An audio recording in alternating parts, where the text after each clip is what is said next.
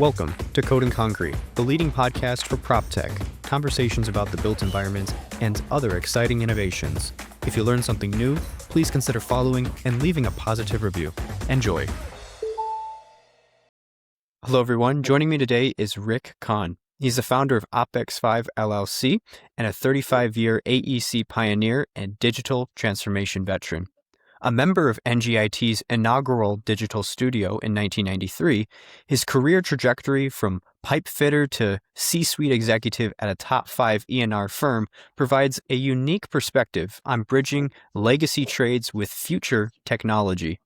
Through his Unstuck platform and proprietary 5-pillar strategy, Rick now mentors the next generation of BIM and VDC professionals, transforming technical specialists into operational leaders that the industry needs to survive.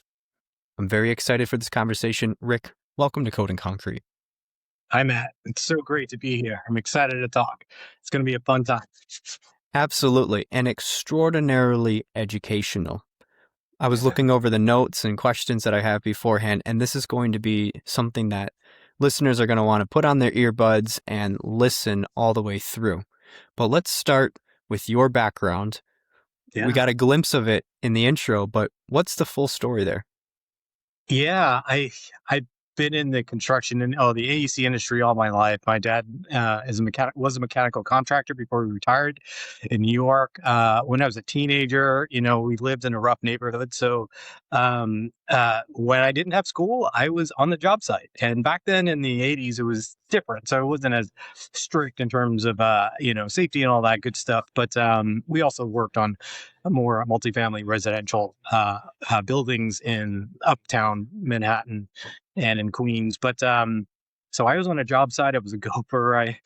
My dad didn't let me do any work when I was that age, but I was fetching tools and learning the materials and learning what everything was called. And, my first experience of really trying to figure out how to learn was through lunch. It was like lunch and learn, the idea of lunch and learn. But it was my first exposure to a community of practice where my dad, he would give me money at like 11 o'clock and run to the corner bodega, get some sandwiches, some drinks for the guys and come back.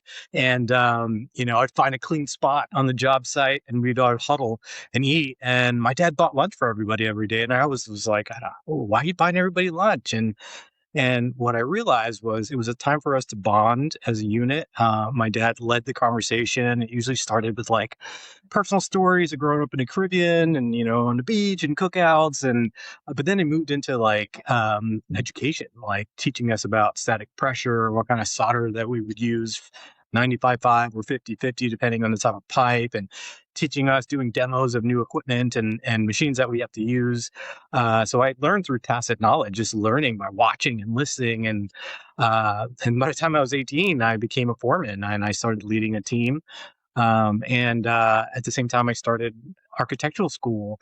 And it was exciting because I was, really excited about architecture and design and designing the future. And, in 1993, my third year of school at NJIT, Glenn Goldman, the professor of the studio I was within, they basically set up the first digital studio. We were like the guinea pigs, right? We were like the first batch of guinea pigs to test this new digital solution. So we were given like AutoCAD and learn Photoshop and 3D Studio, DOS version. So we started modeling and no instruction. We learned as peers. We learned as a unit. It was like 25, 30 of us maybe. And then the rest of the students were doing traditional design architecture learning. So we not only had to do the design, but we had to learn these new tools. So it was my initiation into innovation in the industry. And from that point on, I went on to, I worked in the architectural field for a little bit, but I got pigeonholed. I was the guy who was doing the 3D renderings and the animations. And, every role that I've had in my career after school didn't really exist. So I was forced to pioneer and try and figure out how to use these new solutions to help us improve our process. And after a couple of years of that, I wasn't getting paid well, and I was working long hours. And I decided, you know what, I'm moving into the computer graphics industry. I had an opportunity to go move to a company called Midstream at the time, and it got rebranded as a Viewpoint, and they were building like rich media models for e-commerce. So, today, we're so used to seeing 3D models, but back then we were competing with like Macromedia and Flash, where they were creating images to sell things online, and we were building 3D digital models that were configurable using XML technology. And my role was to document, find new ways to use these tools, document it technically, and then share it and teach other people. So my job was like innovation, and it was kind of where I gained my knowledge, or my focus around knowledge management. And then I started my own company to do that for companies in Asia, and started building teams around, in parts of Asia to support U.S. customers and international customers. And then I did that for a while. It kind of dried up, and Macromedia ate us for lunch. That technology dried up, but the skills that I learned was valuable. And then in 2005, I came back to construction and joined Mortensen Construction at the time, which was like my dream job. It was like everything I learned to date and applying it to building buildings again. And what I learned in architecture was like, the design side is cool, but I love seeing the building be built. I love figuring out the details to figure out how this building actually exists in physical reality. It's cool to draw and model, but to see it actually being built was the best. And now I was able to take this model now called BIM, Building Information Model, and apply our construction processes, which is virtual design and construction, right? And apply it to how we were managing design with our design partners, and helping drive planning, virtual planning, to execute work right the first time. And it was wild. It was a wild ride. And I was at Mortensen for about 16 years. And through that time, I started, you know, uh, as a coordinator, moved up to manager, business unit manager for BIM and VDC. And then I became the company-wide director for BIM and VDC, building standards and deploying our processes across all market types. And that led into me moving into project solutions, which was our part of our project controls team. And after VDC was kind of like, we created flow in VDC across the business. Leadership was like, "Hey, Rick, let's go do that to project control." So we rebranded that.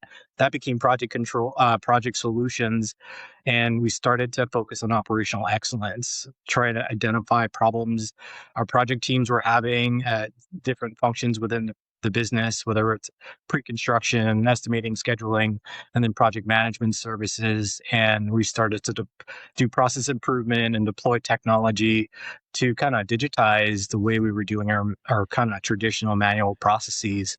And that was a lot of fun. It caused a lot of problems, but and then the company said, "All right, that's good. Let's build an innovation program." So I worked with a team to build a company-wide innovation program focused in on culture, focusing on empowering everyone in the company to be an innovation champion, because innovation doesn't align with a role. Everybody owns innovation, just like everyone owns safety in construction. And from that point on, I kind of decided to move on. I went to STO Building Group, and I was their senior VP and chief innovation officer. Again, a new role in the industry, and the company at the time was $10 billion in revenue. I helped build their roadmap and try to figure out how we were going to get from today to tomorrow, which then kind of led me into realizing that corporate America is not for me anymore. And I decided I need to go refocus my energy. And I joined a consulting firm via Technic, and that was a lot of fun for the last 2 years. But it was a really great learning experience, because I got to work with like young, diverse, super high tech talent, and I learned a lot in terms of what the opportunities are, and where I really need to focus. And brings us to today with OpEx 5, operational excellence 5. 5 is the 5-pillar strategy. And it's a process that I've been developing for the last 20 years. I was using it for the last 15, not calling it anything. It was just part of the process that we were performing. But now I'm branding it, and I'm going to educate the next generation of BIM and BDC and technologists, because I think the core gap that we have is really in, they're super talented in technology. They can automate things in hours, but there's some fundamental knowledge gaps around operational excellence, around the core business process. And the key integrator is how we leverage knowledge management to help spread that word, share knowledge, and grow as a unit. So I know that was a long intro, but I just thought it would provide good context to where I'm at right now and why I'm so excited to end my career with this new charge. Well, it provided lots of context. That was a fantastic exposition. And it really sets the stage for a lot of the things that I want to talk about. The 5 pillars, as well as OpEx and the talent gap.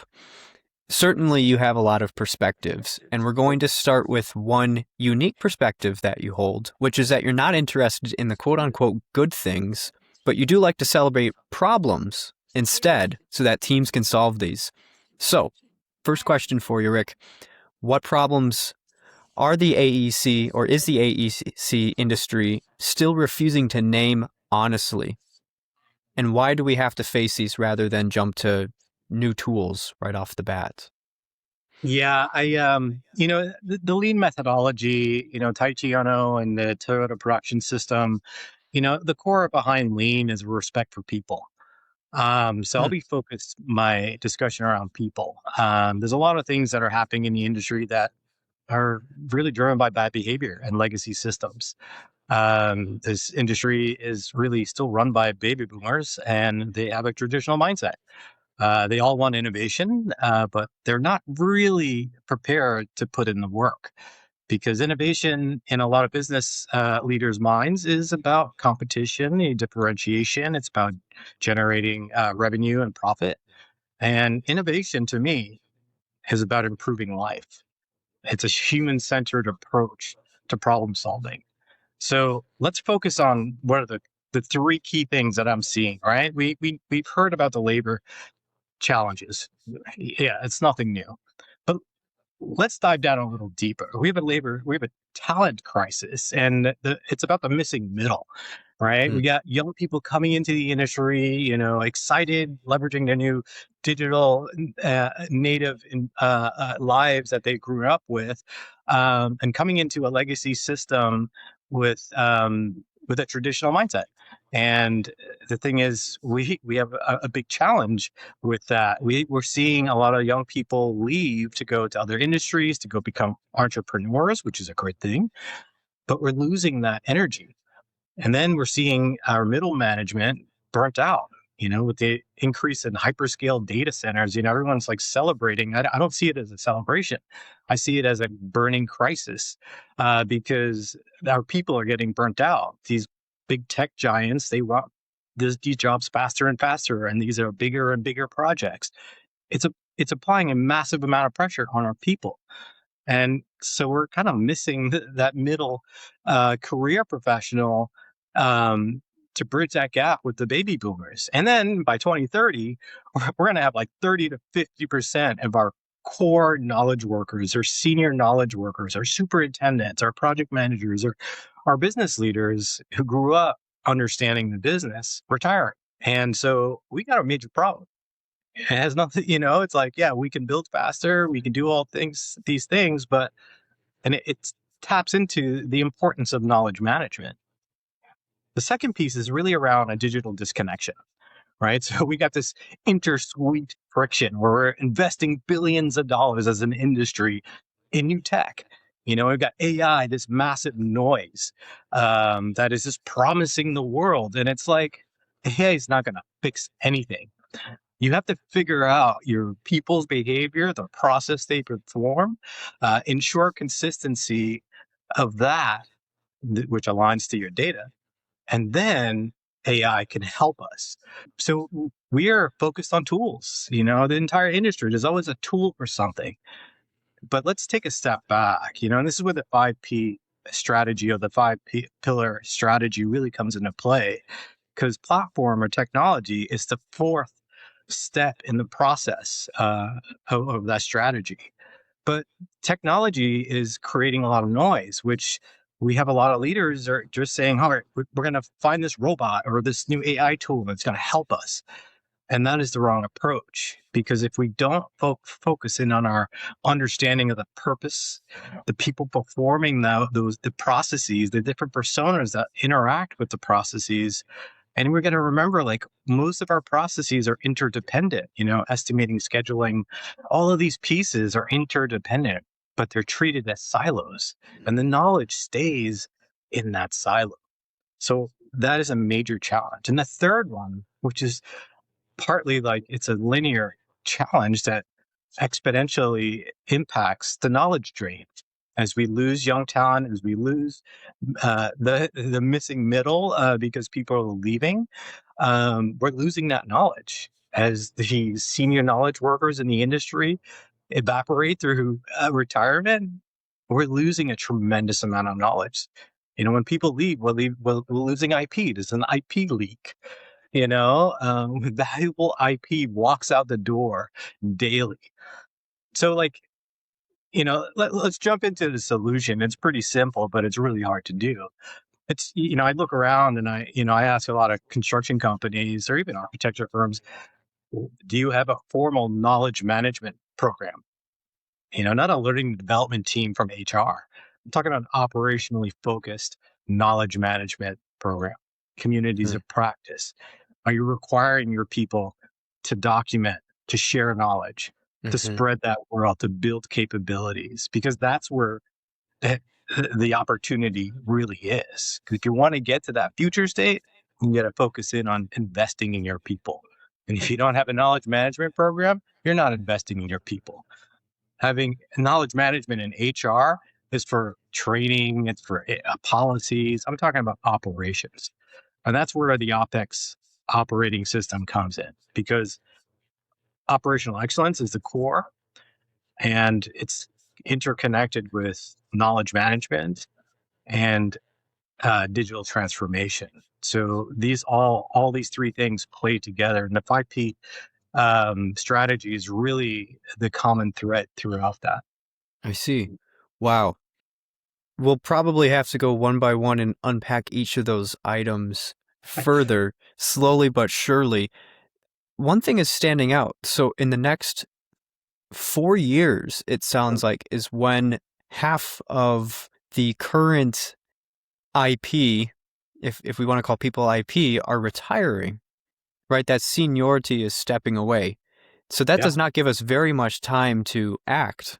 Like, do No. you think that, how do we go about that? What do you think we have to do in the next few years? And assuming that we can't do 100% of what we plan, what is the consequence of that?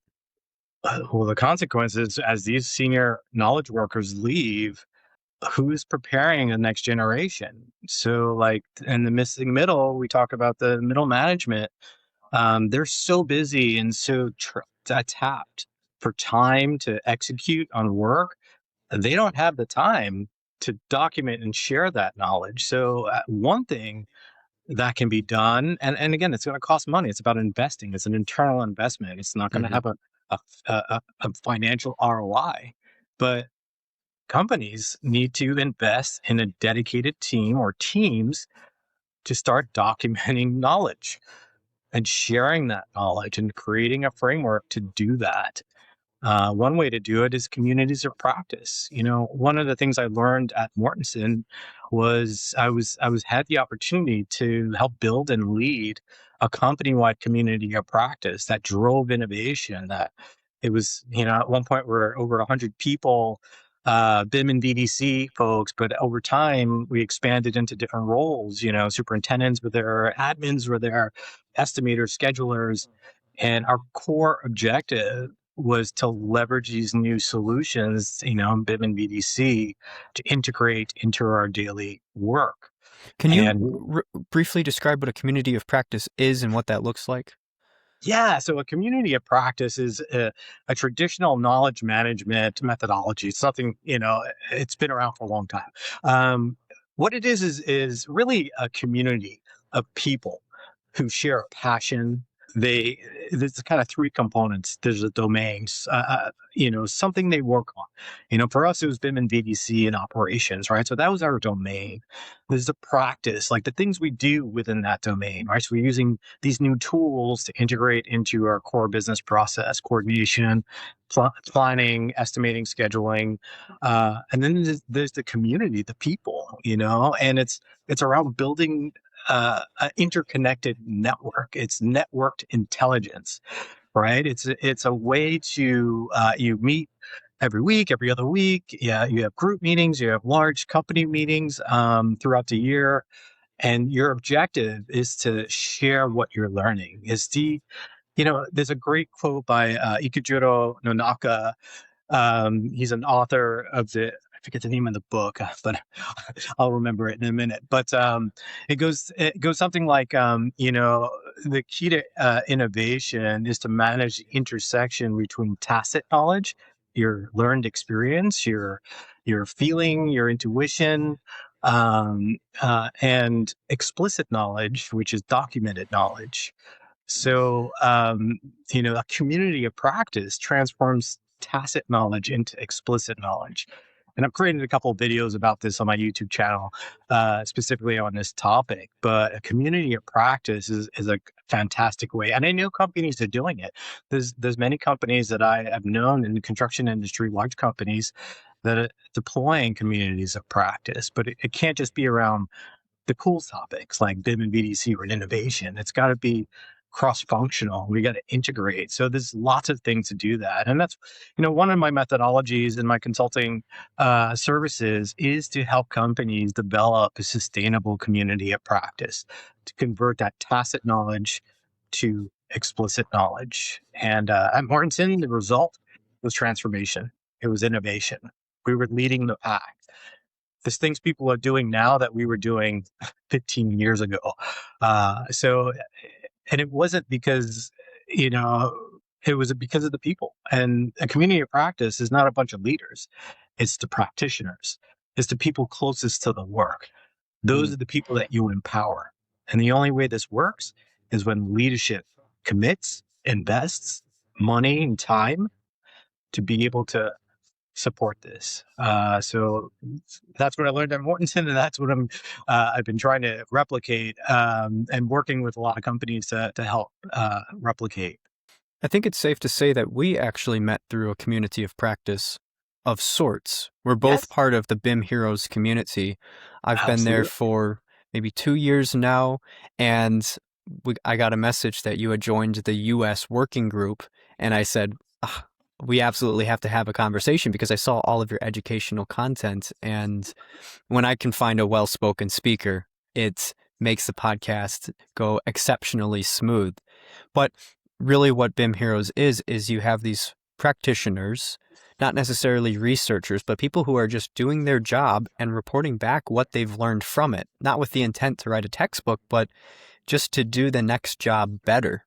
Mhm. And then other people are able to inspect that and uh, commentate on that and do some annotating as well. And we all learn from that together. And that's critical now more than ever if we have 4 years to resolve the intellectual fleeting that is happening. Then that means we're facing a crisis that's actually a little bit more dramatic than a lot of people recognize, especially looking at the built environments, infrastructure, real estate. This is civilization. And the folks who have maintained it up to this point might not be there. And while there's a new generation of folks who want to do their part, if they don't have the knowledge necessary, they might have the tools, but that's not sufficient. You need the knowledge necessary to combine the built environment with the tools to have success and keep things going. American infrastructure in particular, I've talked about this. It's invisible for the most part because it functions. But then as soon as things stop functioning, we recognize that there are holes in the system and that there's fragility that went unrecognized because we took for granted what worked, and that works until it doesn't. So Yeah. this is critical to be having conversations like all of this. So, I mean, we've talked about the missing middle. We've talked about how we're not really dealing with a technology problem. This is people and process, and I really appreciate that. Um, the knowledge drain and the IP leakage. So you did a phenomenal job weaving each of your answers in there, that even the questions in front of me, I have to think about what's the right way to tackle. Because personally, I think that I am a prime candidate of the next generation who needs to learn from folks who have the IP in the first place, which would be you. And I don't know what I don't know. So I almost want to open up the floor to you and say, what do you think that we've discussed so far that we need to elaborate on in order to successfully roll out a solution for, say, the 5-pillar strategy or a community of practice? Like, Yeah. what people love solutions oriented answers. So where should we go next? Yeah, and that's one of the things, I'm rolling out a new, publication, a weekly publication that's called Unstuck, because I think a lot of us are stuck, especially the next generation, and they need to find a way to get unstuck. And the current leadership in many companies are so focused on business that they are not focused on helping develop their people, to get unstuck and to prepare them for the future. So, I think one of the things we can do is talk about the paradigm shift, right? And Hmm. like in the construction industry, let's boil it down and make it simple. So the paradigm shift is this idea of moving from a machine, right? We have this hierarchy where gears, everybody knows what they do. Superintendents, project managers, estimators, we all have a role. Everyone follows this hierarchy, and together we go and execute. Um, that's the old way of thinking. It's a machine. It's mechanical. One part breaks, the rest of the machine kind of falls apart. We got to think of things as let's shift from machine to organism, right? I look at firms not as machines anymore, as we got to look at them as living organisms, right? And I think that's where this 5P strategy ties in. So if you think of the old machine, right? We get static archives. We got explicit knowledge from years ago, policies, procedures that's worked in the non-digital world we're still implementing today. They're being involved as time goes, but that's kind of the framework. We have siloed departments, estimating, scheduling, the construction team. It- Everything is still siloed, and that's the way it's been. Even though, like in an organism, it's an interdependent system. All right, we have job security anxiety. You know, that superintendent, that chief estimator, that chief scheduler, the knowledge lives within them brains, and that's their IP, that's their power. What happens when they leave? For goodness sake, if something happens, unfortunately, to that knowledge worker, what happens? That knowledge is gone. Unless companies deploy ways to capture knowledge on a consistent basis, this way, when that person is going to retire or ready to move on, that we have already absorbed the best things that person's learned and practiced over years, and celebrates that person for their contribution to the organization. It's like we do these celebrations when people retire. It's great, but like anytime somebody leaves, it's almost like a celebration, because you've helped us get better, and now you're moving on to newer and better things. It shouldn't be around, you know, you're quitting. Get out. It's like in construction. Many times I've seen people who resigned and were walked out that day. That's a disrespect for people, and I'm sorry. But this is driven by job security anxiety. We're focused on delivering a product. I know a lot of companies focus on their customer experience. Well, I don't care about the customer. My customer is our people. Yeah, the business leaders, your customer is the external customer. But my customer is our people. We need to invest in our people. We need to improve our people's experience, because when you invest in your people, The external customer receives value. Innovation is what happens when you invest in your people. So let's focus internally to our people. Now, the organism, let's talk about a natural organism, right? It's like, the OPEX 5 way is really around this idea of reflex arcs. Like everything is connected, right? This network intelligence where instead of silos, we have cross-functional teams sharing knowledge, learning as units. In our bodies, our different systems work in unison. Controlled by our brain. There's a genetic code, our purpose, our why, our genetic code. And then the metabolism is our process. The metabolism, how the body works, and all these different each body part or each organ has a process, and that's the metabolism in terms of how things work. And if you think about the metabolism, it can apply to the different processes we perform in AEC. And then, when you think about the platform, the technology, that's kind of like your nervous system, right? That's where the technology. The only objective, there's three key objectives with technology. One is to improve communication. And today we're focused on visual communication. How do we visualize work? So the second goal is helping people collaborate, because we're all working on the same problem. Designing a building, engineering a building, assembling or building a building, it's all the same problem. So finding a technology to enhance collaboration of the core stakeholders will allow us to reach the ultimate goal of technology, which is to drive faster and better, earlier informed decisions. That is the goal of technology. AI is not innovation. AI is just technology. How people use it, the outcome is innovation. And then finally, performance. When you think about performance, right, it's about homeostasis.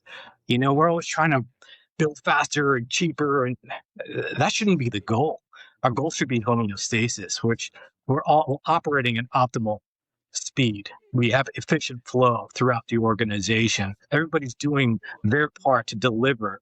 And if we create that flow, we're going to achieve these external goals that we've been trying to achieve: faster, cheaper, higher quality. So, like the 5P strategy, pillar one is about purpose. It's our DNA, our genetic code, our project for success. Pillar two is people, and people are the center, because each one of the P's, people are at the center. People are the heart and the muscles, right? The muscles move the bones, and those are the people.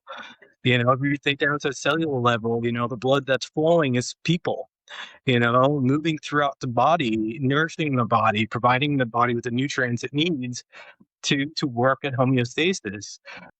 Pillar three is the process. It's metabolism. We have core inputs, we have data, we have people, labor, we have the building of the product, and we have design, coordination, and installation. The key thing in the process is understanding what's going wrong, right? When something happens in your body and you start feeling a pain or something is going wrong that's impacting other systems, right? And applying like basic lean methodology to understanding process, like the 8 wastes, like downtime is an acronym that we use, understanding the process in terms of like, what are the defects in the process? Are we overproducing? Are we waiting? What are we waiting for? That's one of the worst things that happens in our AEC environment, where we wait for decisions from another party. We have a lot of non-utilized talents because people are siloed.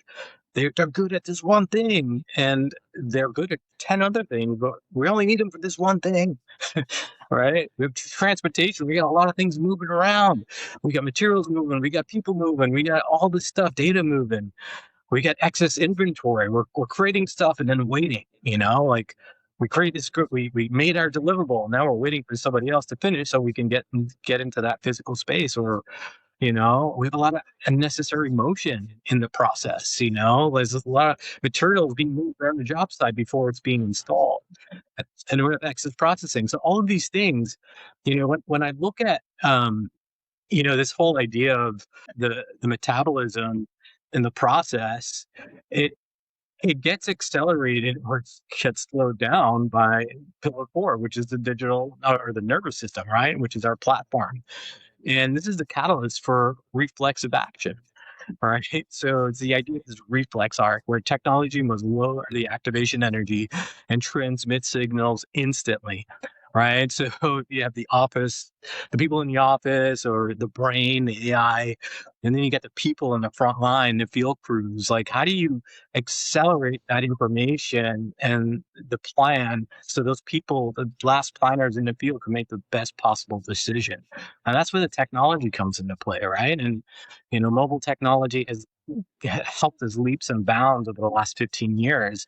And it's this idea of moving from a static archive to a reflex arc or automated response time. And that's the opportunity for technology. And then finally, the performance piece. I think performance, every company has all these KPIs, quality and safety and all this stuff. And yeah, it's great. We need KPIs. We need to track our performance. But when it comes to like technology, being BDC, like these emerging tech, my core focus, my core KPI, that the only thing I really focus on is time, because time is the only true measure of value, because from time derives cost.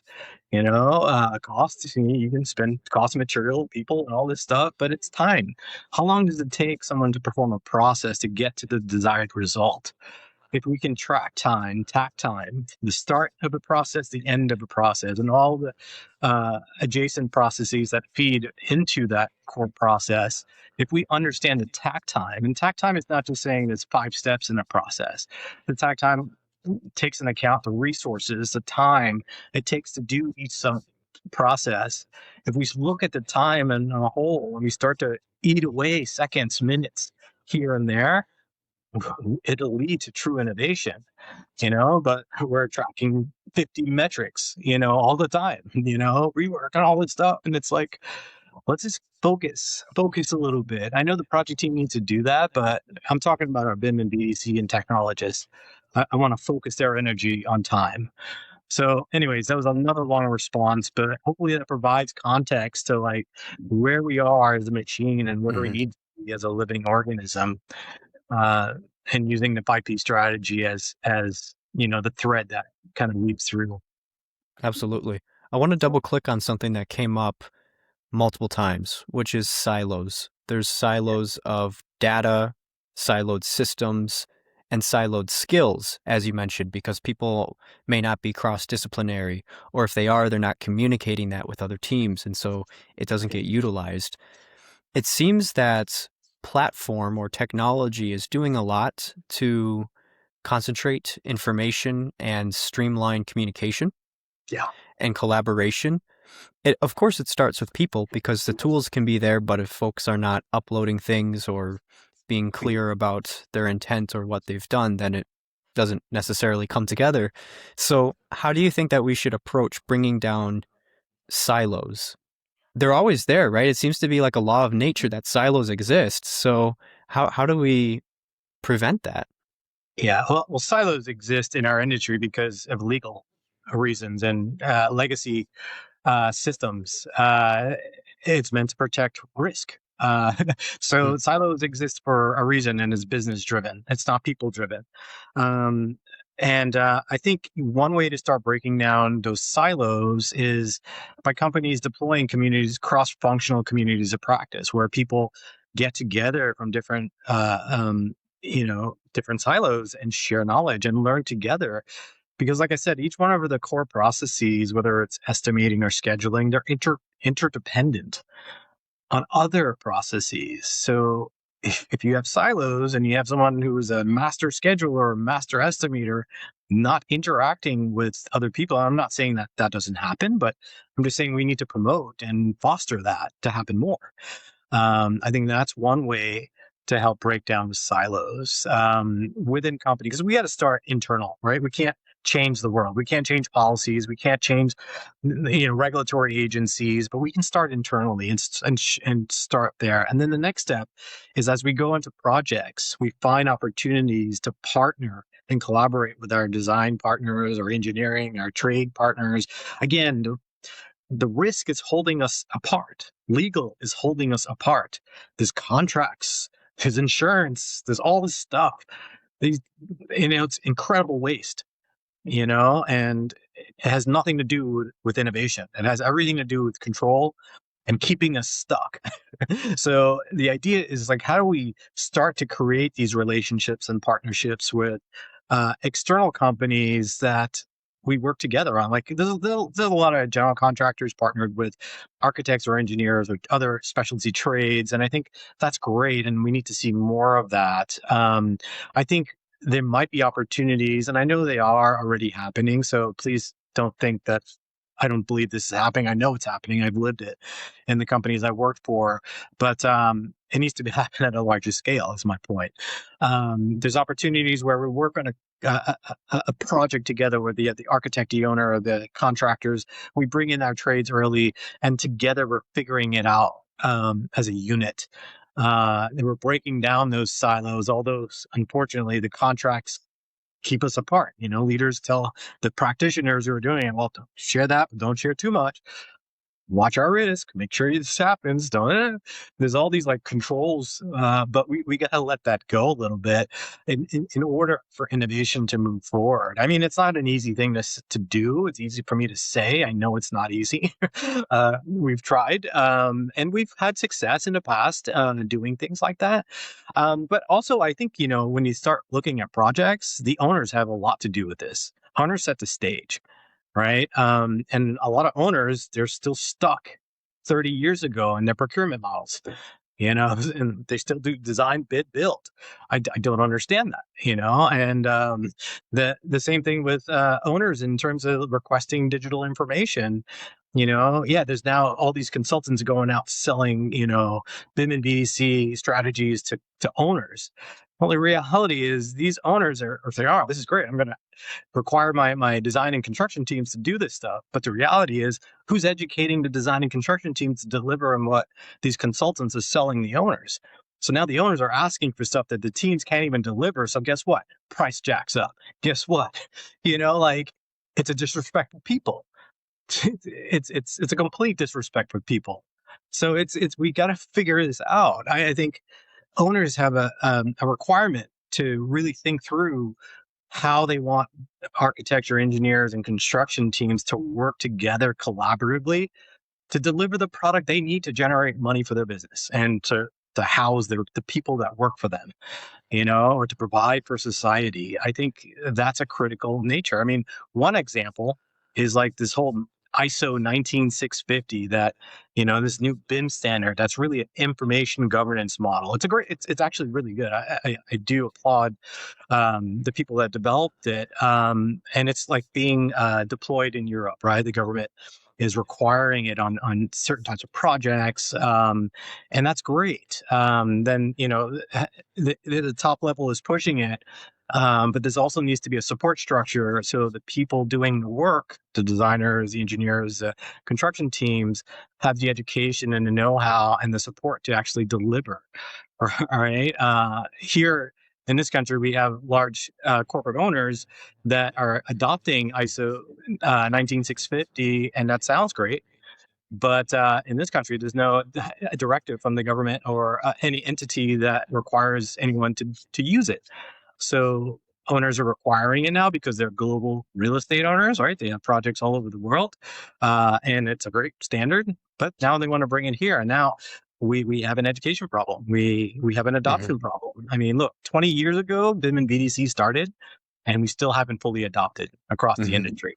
Right? So we got major issues, and it's because we're not sharing that knowledge. We're not breaking down those silos. Everyone's staying in their silos. So I think those are the couple things that we can address. But one of the things that we also need to address is higher education.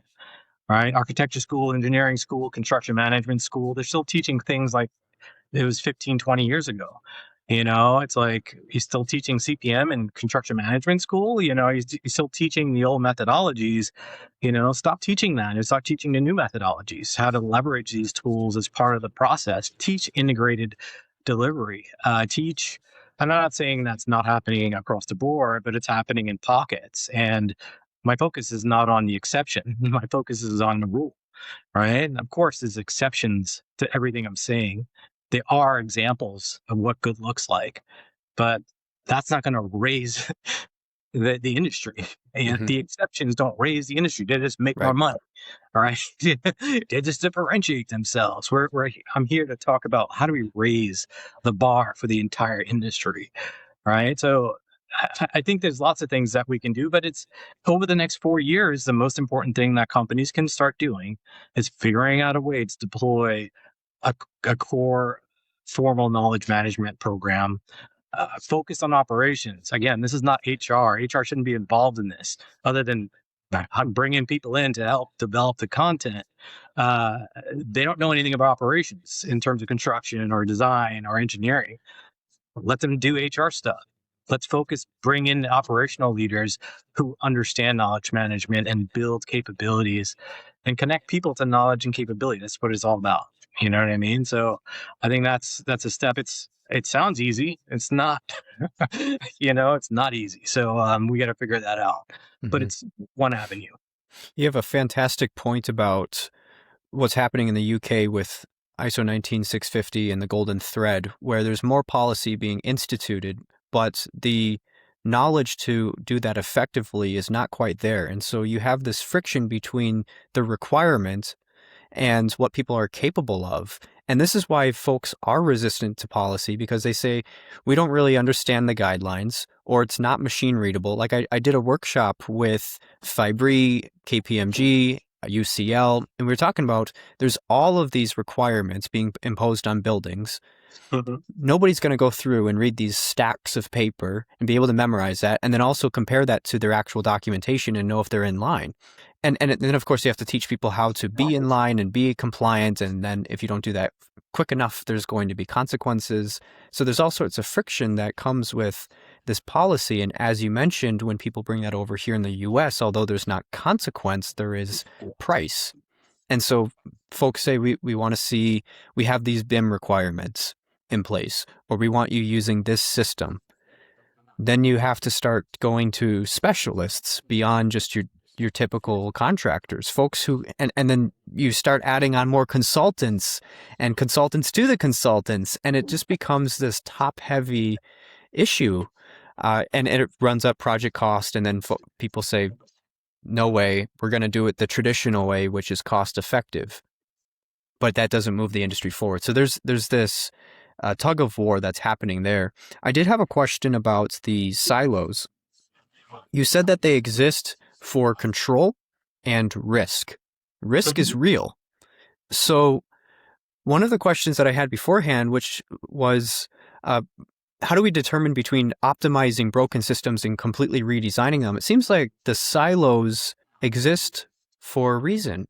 Sometimes you get to the point where the initial reason is no longer still relevant and we can move beyond that. But that underlying idea of risk being present in projects, I think, persists. So how do we navigate that? How do we choose between having the type of collaboration and communication, sometimes between competing parties or competing accountabilities, while also not letting risk seep out or seep into the project?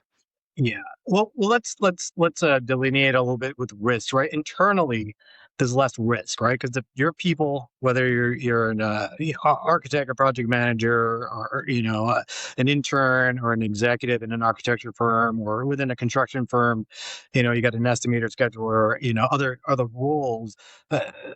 That's not where the risk is. The risk is once you go outside your boundaries, right? That's where the risk is.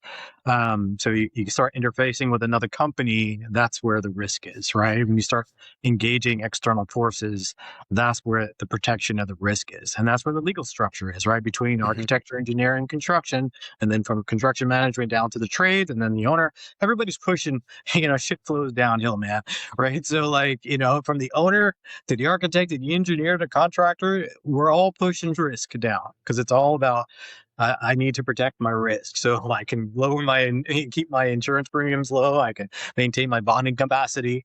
But the reality is, I think it's important for us to understand that within organizations, there's less risk involved. So that's where you start. You start within. And then we slowly work our way out, find trusted partners that we start to create better knowledge sharing capabilities and collaboration with, trusted partners that then breaks kind of grows, right? Because you create one great experience with a GC and a specialty trade, or a GC and a designer or an engineer. You create that partnership, you build a community, a relationship with people, and that risk lowers, because the risk is has a lot to do with like the fact that we're not supposed to trust these other Hmm. parties. Hmm. But trust is about people. Trust is about relationship. We talk about relationships. We talk about construction being a people business. Yes, it is. And we do a lot of things based on trust. So we have to figure that out. But internally, I think the first step is to really start looking at different systems. I mean, granted, from an innovation standpoint, you want to understand where the problems are. You want to have a diagnosis, right? In order to have a diagnosis, you have to have an assessment, right? So you need to understand. So part of this process for any organization is to understand what processes are broken. Where are we losing money? Where are we losing time? Where are we upsetting our people? At Mortensen, my driver was, I needed to listen to the people who were the most pissed off, right? And those were our project team, the people in the field who were putting themselves at risk, building these incredible projects. The people that were burning hours, getting in the job site at 5 a.m. and then leave until 7. Those are the people that anybody else, you work in an office, I don't care. I don't care about you. I care about those people in the field, because they're busting their tail every day, right? So like my focus was on, let me go find out what's broken. I interviewed personas, project managers, engineers, started understanding, like talking to superintendents and knowing that audience and trying to figure out what's important to them. Because what's important to one superintendent, there's some common traits, but then you start to understand who the superintendent's working with, who are the key people or the challenges, who are the personas that they have to work with, and let me go interview them. So I spent a lot of time interviewing people, understanding their problem, because the process, there's different personas that impact that process. And then understanding time, coming back, seeing a cost impact, and creating priorities on where their cost impact were against our people. And then I took that up the chain to leadership. Said, our project management team said, in 2014, our biggest pain point is our project controls tool, our project management tool, right? We interviewed almost every major PM and engineer in the company, and they said, this is causing us pain, and it was easy to go to leadership and say, we needed to replace this tool, when their people were the ones talking. It wasn't me, I was the messenger, but I made sure I put people's names down, right? Joe Hmm. Schmo, like you know, this is what they said. They're pissed. We need to go help them. My job is to help them. So like understanding, getting to a diagnosis is important. So spending time under people understanding analysis, providing analyses to different departments and how they interact is the first step. Because once you understand, then you can provide a diagnosis, then you can put, remedies, and the remedy is in the 5P process is the entire framework, right? You understand that diagnosis, that purpose. The purpose, you have to understand the different personas. You go through each persona, you understand their challenge, and what they want to achieve. And then you go down to each process, what each person is doing, to understand each process and their purpose. And then you tap into the technology. How are we communicating? How is the nervous system working? How are we doing all this? And then finally we get to the performance. Where are the performance measures? What are we failing at? What do we need to improve?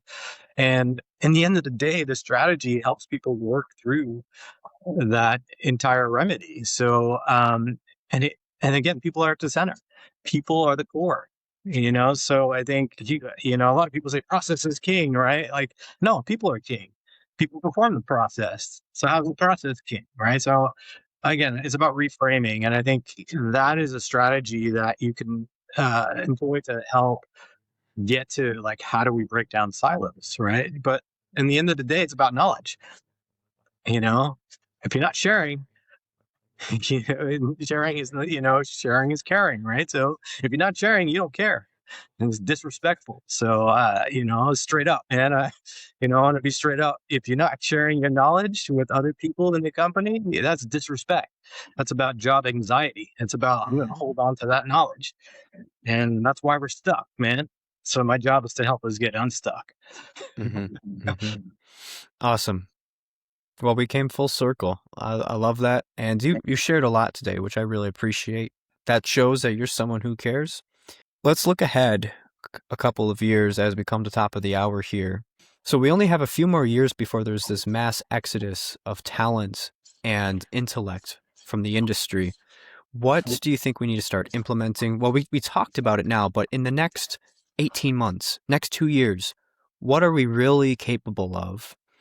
And how can we turn that to a call to action for folks listening to this show? Yeah, I think, we addressed it a little bit earlier about, the things that people can do in the next 18 months is to start to figure out a plan to transfer knowledge, to formalize communities of practice or knowledge management from a more formal perspective and the operations side of business. And I'm specifically talking about construction, right? I mean, yes, architecture, engineering, we need to do very similar things, but in those environments, they're office based, right? So they're more aligned in many ways. Where in construction, one company could be doing 200 projects that are spread across the country or in different countries, right? So it's critical that knowledge is formalized and shared, and people are given the time. I think one of the things that we can do, it's not easy. Again, this is not easy, but if we give people more time to document and share, making an expectation, I think some of the things from a formal perspective you can do is make knowledge management a requirement in your job description. Every job description in the organization should have some level of knowledge management. It's your requirement to document lessons learned. It's your requirement. Your bonus should be tied to it, right? It needs to have incentive. It is extra work. But when I was leading IDAT, the Integrated Delivery Advancement Team at Mortensen, we documented all the time. And it was because we were trying to help our fellow practitioner, right? Like, my buddy in Seattle or Denver or Chicago, we were doing the exact same thing. And as we were learning, we were calling each other. And then they were like, oh, yeah, we did that. Yeah, okay. Somebody wrote it down. And then we met as a group and we shared that with everybody. Oh, you found this out. Oh, I was having the same problem. It's like, that was like, it was magic, but it happened because we were friends. I'm still friends with those people from 20 years ago. We're still friends, right? Because we built that relationship and we built that trust. We learned as a unit. We learned together. I mean, I was the messenger, right? Like, I didn't do a lot of the things like I talk about. They did it, but I was the messenger. I formalized that document. I standardized it. I said, everyone's going to do this now. We all agreed, right? Because it wasn't like Rick Kahn, the leader, saying we shall do it. It was like everyone said we should do this. Yeah. Oh, consensus. It was consensus. Yeah. All right. Yeah. Good. I'm rolling this shit out, man. Let's do it. Everyone's doing it now. You said it. Yeah. Yeah. We're good. Let's go. Let's go. And that's what was really powerful at Mortensen. When we standardized and we set a goal, we rolled that shit out, man. It was like, boom, we're coming. Watch out. Be ready. And it was fun. It was exciting. I mean, yeah, we had problems, we had challenges. In any scenario, it wasn't always, you know, um, roses, but it was fun. But I think like formalizing knowledge management is critical. It's not, people are not going to like it because they haven't been told they got to do that. But one of the things you can do, like this is something I've been employed for a long time now. It was created by the military. It's called after action reviews, as AAR, right? It's based on the safety of people. That's the core of it. The soldiers going out performing a mission. Whether I support, like war, and that's not the point here. The point here is like, it had 4 simple steps. It's like, let's build a plan. What was the intent, right? Let's figure it out. What was the intent? What was the plan? What was the mission? What was everybody's role, right? Next thing is like, what went well? What didn't? Let's be easy on the people. Let's harden the problem. Let's figure it out. What went well? and what did not go well. And let's figure out the root cause. Let's understand, all right, if something didn't go well, why? Why did it happen? Let's deploy the 5 whys. Let's understand, let's get down to the root cause of why this happened. Yes, somebody was performing a process, but why did that person make that mistake? Why did that happen? What were the other contributing factors? And then it's like, what are our insights? What are we going to take forward to the next mission? What are we going to take forward to help us improve from this mission? And most importantly, what the fuck are we not going to do? What are we not going to do on the next mission? Right. And this is a team sport. This is not some person, a BIM and VDC person who's been told to make a case study. No. It's everybody's role. Project engineer, project manager, superintendent, VDC person, quality, safety. This is a unit. We're a team. See, we don't treat people like that. You got to build a case study, homie. You got to build a case study. Now I got to go interview everybody. But when the company says, "Oh, we're deploying this to help us all grow. We're all going to grow as a unit." That's why you have special forces, and they grow as a unit. They don't grow as individuals. But we expect our teams to grow as units. It doesn't work that way. We have to deploy methodology and have leadership commitment. I think part of the challenge, and I'll be perfectly blunt, the challenge is we have lack of leadership. We have poor leadership commitment in the industry. Just go do it. Get it done. But yeah, we'll give you some help. You don't just do that. You got to put procedures and policies and support people. It's not just billable people. It's overhead people. Those overhead people, the ones who are helping the people generating the revenue. It's an investment.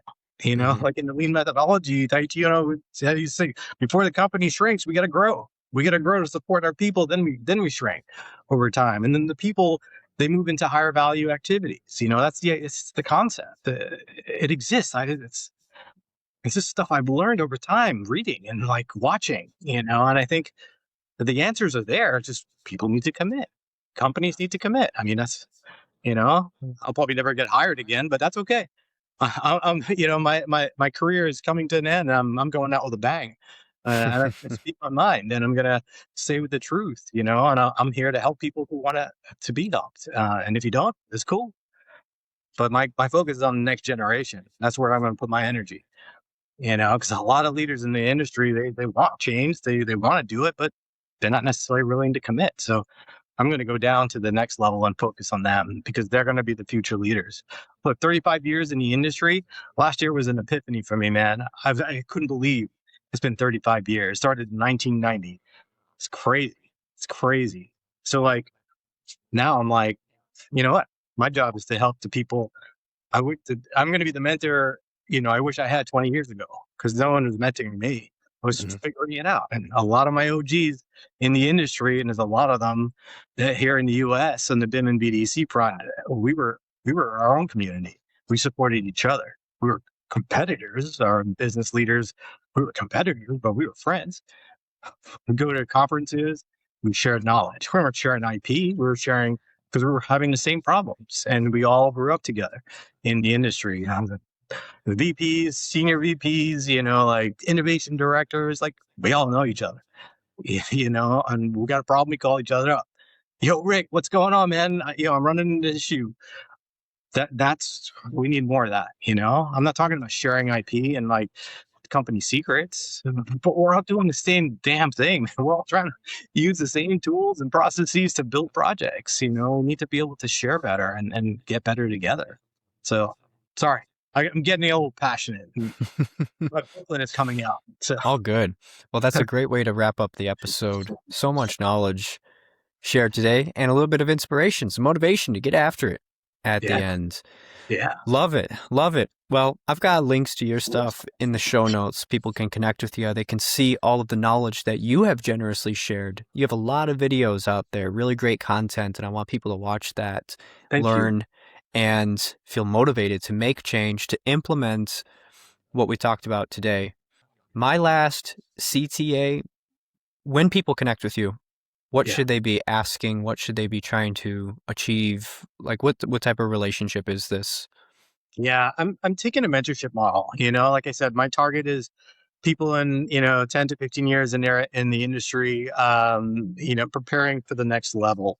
I think one of the things I'm not here to talk about software and tech. I'm not going to teach in tech.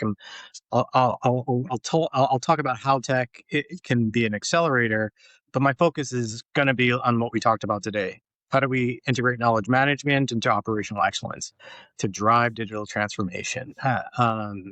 If I'm mentoring a couple of people right now in the industry, younger folks, and I'm a holistic person, so I focus not just on career, but I focus holistically.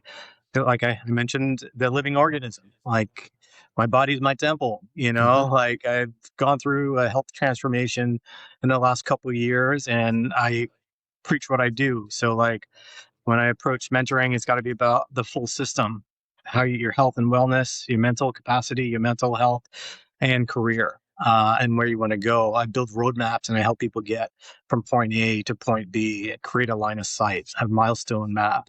Whether it's business transformation, again, I'm not going to change my tune. It's going to be the same thing: knowledge management, operational excellence, and digital transformation. I'm really interested in creating that synergy between those interdependent parts, and help people. I'm going to be educating. What I do is not hard. It's a mindset shift. Once you shift that mindset, the world's your oyster. It's not going to take long to educate people on it, and if the next 5 years is my opportunity to share that knowledge and help others. And the beauty of it is, like, when you create this community of people and you share your knowledge, they make it better. And then we all get better.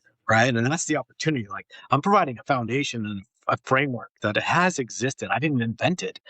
I just learned from others and applied it, and I'm branding it now.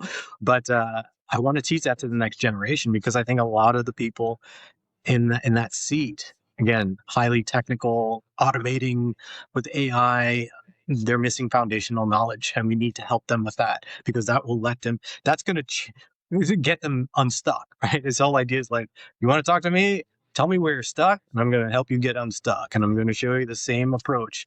No matter what the problem is, it's going to be the same approach, because it's a mindset shift.